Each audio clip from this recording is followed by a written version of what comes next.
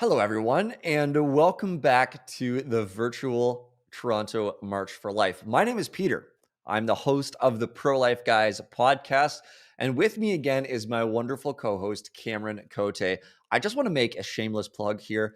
If you have not checked out the Pro Life Guys podcast, go check it out. One of our goals, as I mentioned on another stream that we did, is to equip you to have effective and winsome conversations about abortion. We talk about some of the most popular and sometimes the most difficult pro abortion justifications. And we share with you not just how they're wrong, but how we can respond to them effectively when we're in face to face conversations. So go check out the Pro Life Guys podcast, Apple Podcasts, Spotify, Google Podcasts, YouTube, or wherever you find your content. Speaking about face to face conversations, the public square for most of human history used to only include face to face conversations.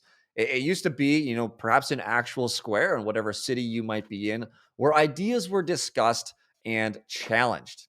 But in the 21st century, we face a completely new public square, and that is the realm of social media. And there's not just one social media platform, as we all know: Facebook, Instagram, Twitter, TikTok, you name it. There are countless different platforms where people are sharing their content. But it is a public square nonetheless. It is a place where ideas are formed, where ideas are shared, and where ideas are critiqued. And now you might be thinking, yes, those ideas are shared there, but I have rarely seen good ideas shared effectively to change minds from someone on the other end. It seems somewhat of a toxic place, this social media realm. And you know what? In many ways, it is. But what we want to share with you today is how you can bring the message that is an intentional and direct killing of a young preborn child. We want to share how to take that message to the world of social media. So, Cam, how can we do that effectively?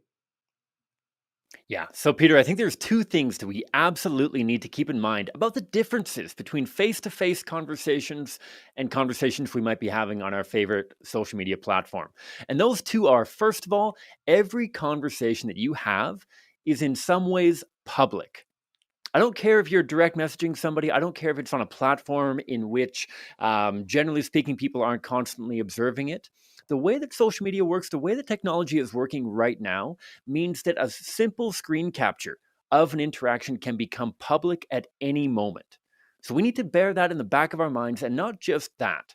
Well, it seems like social media is this ever flowing river that things disappear as soon as they've been typed out 10 minutes ago. In reality, we need look no further than simply the most recent political campaign to see how easy it is to pull up things on social media that happened days, weeks, months, or even years ago. Social media interactions become permanent in many ways. And so we also need to bear that in mind when it comes to having effective and compassionate conversations about abortion using social media. Everything is public, and we have to assume that everything is permanent. Yeah, Cam. And because of that public nature, I think it's really, really important for us when we're typing out our responses to make sure that we are saying precisely what we mean to say. And like the difference between a face to face conversation and an online conversation, a face to face conversation, I mean, you're having a conversation, a back and forth, you have to respond pretty much right away. But the nice thing is that your conversation is most likely not being recorded and most likely not going to be posted until the end of Facebook, the end of the internet, as it were. It won't be there permanently, but online it will be. And so what we need to do is be really intentional, take a few moments, 30 seconds, a few minutes, if we're having that conversation, to make sure that we are speaking, that we are writing with all clarity and communicating the very ideas that we want to communicate. Now, Cam, what are a few other tips or like, yeah, tips that we can, think about to be intentional about the conversations that we have on social media? For sure. Let's start by reiterating what was covered in the apologetics workshop, which should have aired last night for the virtual Toronto March for Life. Justina, my colleague, talks about these themes of bridging the gap with people, finding common ground, making analogies, and asking questions to get from talking about the very real, very hard circumstances that many abortion advocates will start with and getting towards a conversation about the humanity of the preborn. Once we're talking about the humanity of the preborn, we want to use these four incredible questions of the human rights argument. Do you agree that all humans should get human rights? 2, if something is growing, isn't it alive? 3, if a living organism has human parents, isn't he or she a living human? And finally, wouldn't that make abortion a human rights violation? From there, at times, we might have to talk about the personhood of preborn children and how the human plus X notion of saying that you have to be human plus a particular age is simply the most recent rendition of discrimination in our society. We've discriminated based on skin color, religion, ethnicity, gender identity throughout history, and now we are simply discriminating based on the age of a human. From there, very often we're able to draw people towards the pro-life worldview. But how does that translate into conversations, practically speaking, on the internet? Well, I want to give you 3 tools that you can keep in mind to make sure that you have the highest degree of success in your online interactions. First of all, be intentional about the accuracy. People, generally speaking, are not incredibly forgiving when talking to somebody that they very fervently disagree with. And yet, when you're having a face to face interaction, often you can apologize for misstating a particular level of development or even for misusing a particular word. And yet, as many of you, I'm sure, have experienced in your own online conversations, be it about abortion or about all sorts of other things, if you have one typo, if you have one misstated fact, you will have a very, very difficult time recovering from that. So let's make sure that what you're saying is accurate. Take time, do the research, make sure that what you're saying is completely true so that you don't spend the next hour of your life trying to dig yourself out of a hole that you put yourself in. So that's first one, accuracy. Second one is compassion. What do I mean by that? Well, we often talk about employing heart apologetics in face-to-face conversations when somebody reveals to us that they've either gone through very hard circumstances in their own life, or maybe they've chosen abortion for their preborn child months or years before. We want to empathize with them, but also draw them towards repentance of that decision and healing from that decision. Often, when we're having online conversations with people, it might be very clear that the person that we're actually commenting back and forth with may not be experiencing a heart issue. They might be using sarcasm. They might be very derogatory, even in their language. First of all, we don't know if that's simply a coping mechanism, but we can also be very confident that there is at least somebody in that invisible audience who might be viewing our responses, who themselves has gone through the circumstance we might be talking about, or maybe they have gone through abortion themselves. Somebody, likely multiple people in that invisible audience watching this debate unfold, whether they're scrolling past it on their phone or on their computer, is living in that situation. And so we need to integrate compassion and heart apologetics into every post that we make. What does that look like? That means building common ground every post. It takes a little bit of time, but if that quote is taken out of context, if there's only 2 or 3 comments out of the hundreds that may have been posted on an Instagram post, and that's all somebody sees a pro-lifer saying, something very snarky, something very sarcastic, they might leave with a very negative impression of the pro-life worldview and of pro-lifers in general. And so building into your posts some degree of heart apologetics, some degree of empathy and common ground each and every time. Third thing that we have to keep in mind beyond the accuracy and beyond the compassion, and this, in my opinion, is the trickiest one to build in, some degree of simplicity. As I'm sure you can tell, I am very long-winded when I'm talking to people about abortion. And yet, when you're online, nobody wants to read a thesis dissertation. Nobody wants to scroll page after page after page in their Instagram. Nobody is going to dedicate the time or energy towards reading what may have been a very, very well worded post. So let's talk about a concrete example. What if somebody on social media says something to the effect of abortion must be allowed in the case of poverty? Well, to try to compress my long conversation that I might have face to face into an online post, I might consider posting something along the lines of this. We absolutely need to do more for those struggling with poverty. Would it ever be appropriate to kill a born child because their parents are living in poverty? Relatively short, 2-3 sentences, very reasonable for somebody to read. And they're probably going to post back something about that preborn child not being human. That allows you to dive directly into the human rights argument, which again needs to be compressed a little bit for the sake of online engagement. Maybe something to the effect of, if we agree that all humans should get human rights, and if we consider that all biology agrees human life begins at fertilization, doesn't that make abortion a human rights violation? Forcing them to point out what they would disagree with. And so we can do this. We can focus on the accuracy, the compassion, and the simplicity of our online interactions to have as meaningful as possible interactions with the people that we're talking to. Okay, that sounds great, Cam, but I've run several social media accounts for the Canadian Centre for Bioethical Reform, the organization we work for the Pro-Life Guys podcast.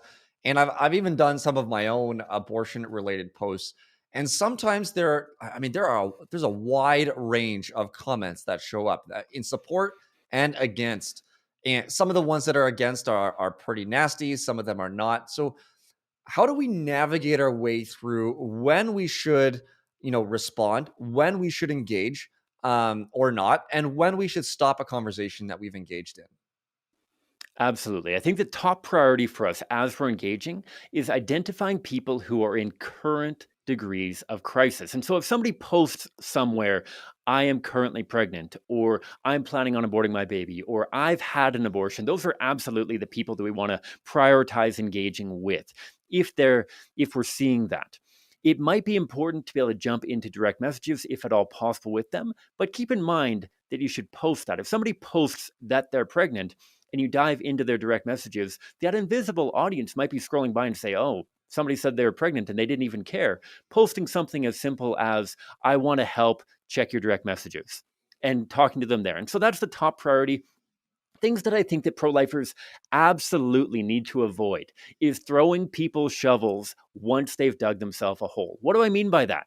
Well, for the people scrolling by, nobody wants to associate with somebody who says, abortion reminds me of tacos and I would eat a preborn child.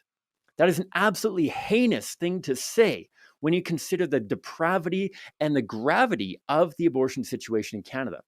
Why bother throwing them a shovel to try to dig themselves out of that? Why bother engaging with somebody who posts something of that nature? They're simply trying to get your goat. They're simply trying to waste your time. And your time is so much better spent answering genuine questions. Sometimes genuine questions, though, do have a derogatory element. I'm not saying that you should only engage with people who seem really nice and you might want to meet up at the park once you're able to do so. You might need to respond to people who say things that are very, very nasty, so long as they're still conveying a meaningful point. And so avoid those posts that say, I've had 10 abortions this morning and I ate every one of them after they were aborted.